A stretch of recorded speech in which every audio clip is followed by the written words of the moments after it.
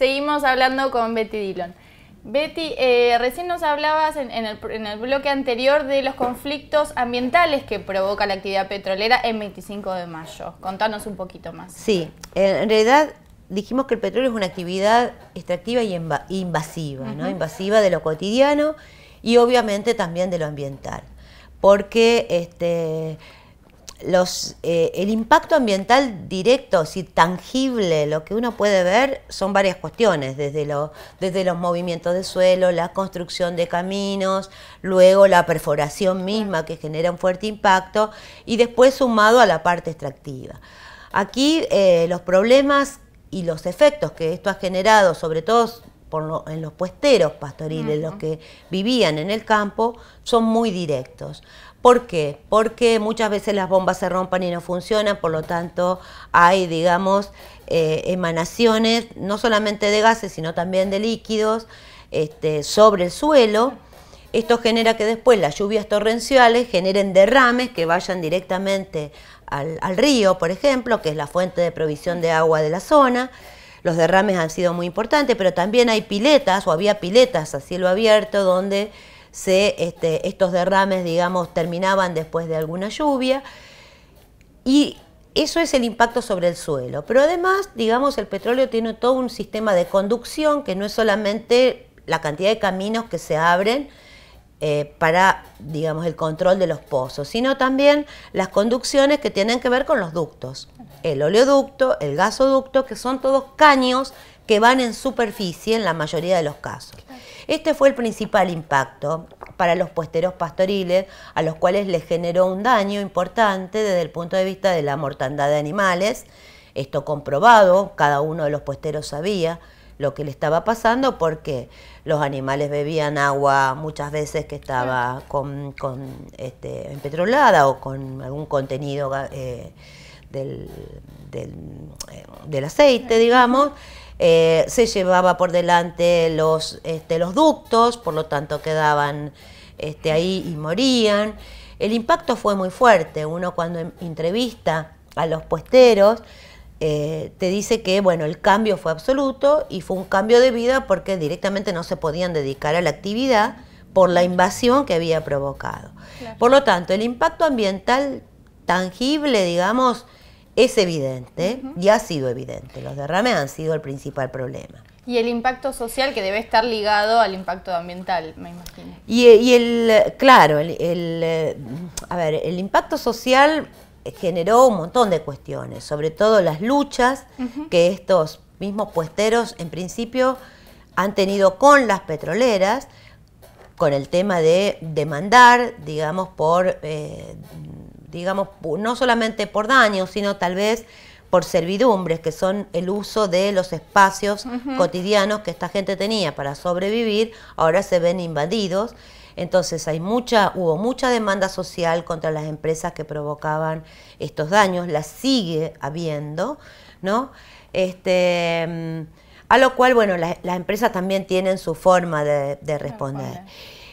Con esto, porque digamos, cuando yo digo y hablo de conflictos y hablo de cambio de cultura, es que también estos puesteros que tenían una vida particular, digamos, hoy está cambiada por una vida mucho más mercantilista asociada también con el petróleo, porque ellos reciben, digamos, por el uso, por la servidumbre de que estas empresas usan los lugares que ellos ocupaban tradicionalmente o ancestralmente, reciben un monto de dinero más lo que por ley también se les pagaba desde la provincia de La Pampa por el uso de sus suelos y las pérdidas que también le provocaban a la vida cotidiana.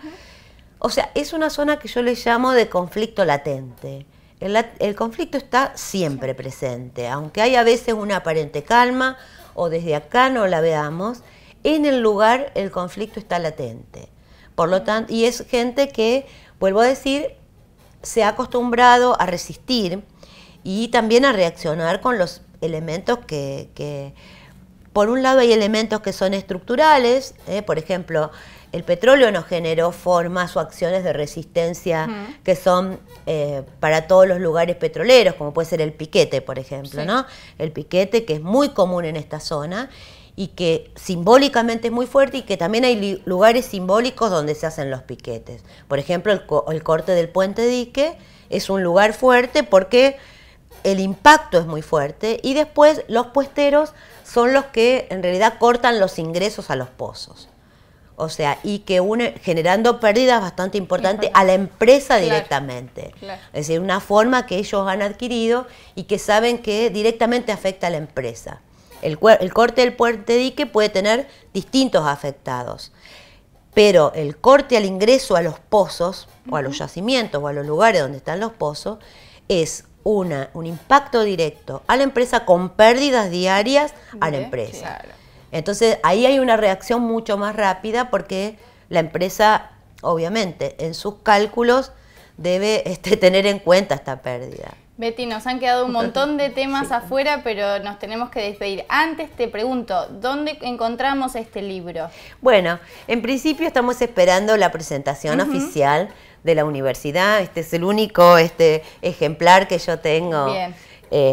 Una vez que seguramente esté presentado, la librería de la editorial de la universidad, ahí en la calle 25 de Mayo, tendrá los ejemplares del libro para todos. Una pregunta, ¿es de lectura general? ¿Es más bien específico?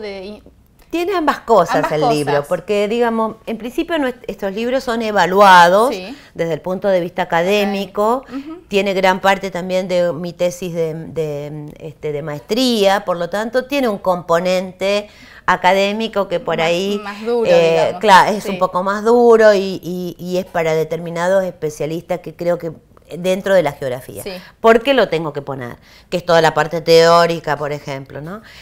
Pero después tiene partes que son muy de caracterización, que yo necesitaba ponerla, y que eso sí ya es de lectura mucho más general, es decir, la evolución del tema petrolero, de cómo fue avanzando, la historia también de la conformación, por lo tanto podemos acercarnos los que no estamos en tema. Sí. Bueno, te agradecemos muchísimo esta entrevista. Bueno, muchas gracias. Nosotros seguimos con ULPAM TV.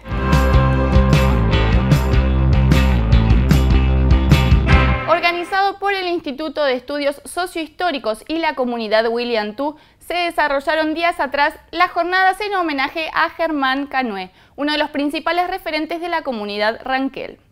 La historiadora Claudia Salomón Tarquini nos cuenta en detalle quién fue Germán Canué y qué sucedió en estas jornadas.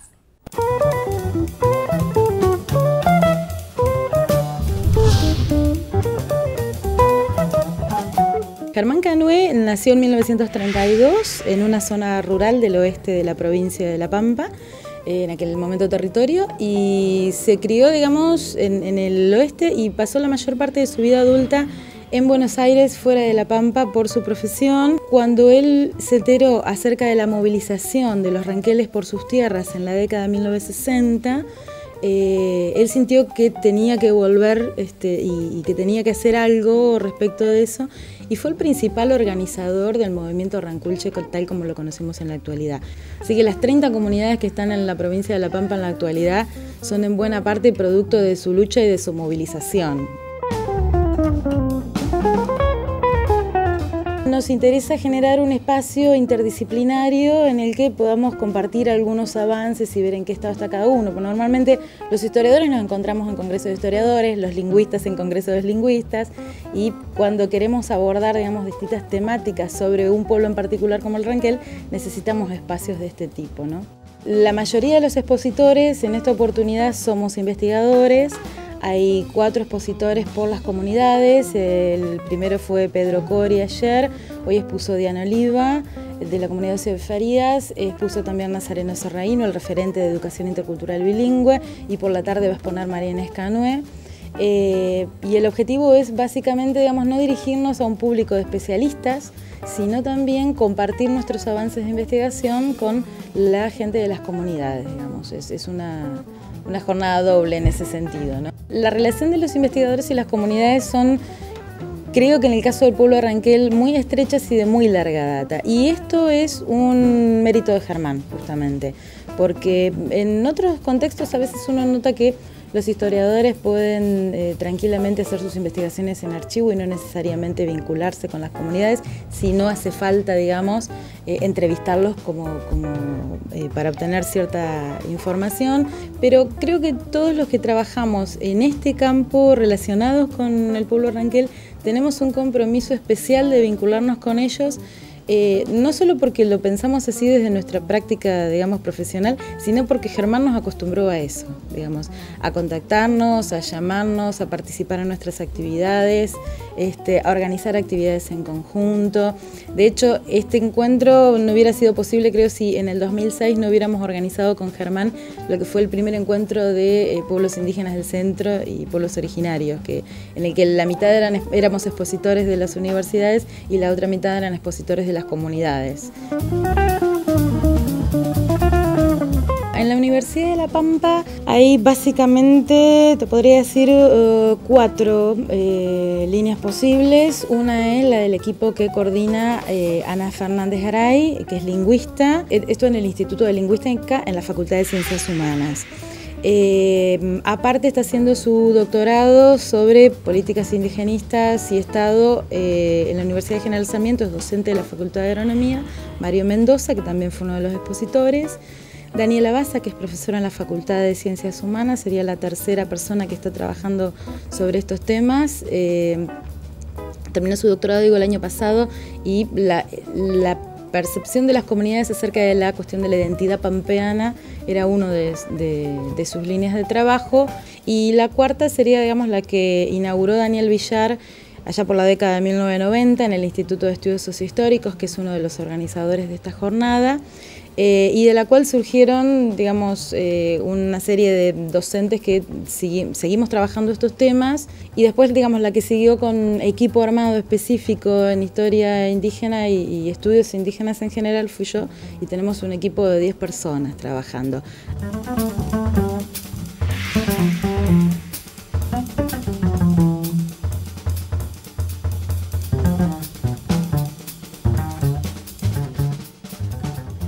Además de investigadores de la Universidad Nacional de La Pampa, a estas jornadas asistieron otros de universidades como las de Buenos Aires, de Luján, Río Cuarto, del Sur, de Rosario, de San Martín y del centro de la provincia de Buenos Aires. Además asistieron distintos representantes de las comunidades ranqueles de toda La Pampa. Ahora es momento de despedirnos. Este y otros programas están disponibles en nuestro canal de YouTube y la vía de comunicación con nuestra producción es ulpamtv@gmail.com. Gracias por acompañarnos.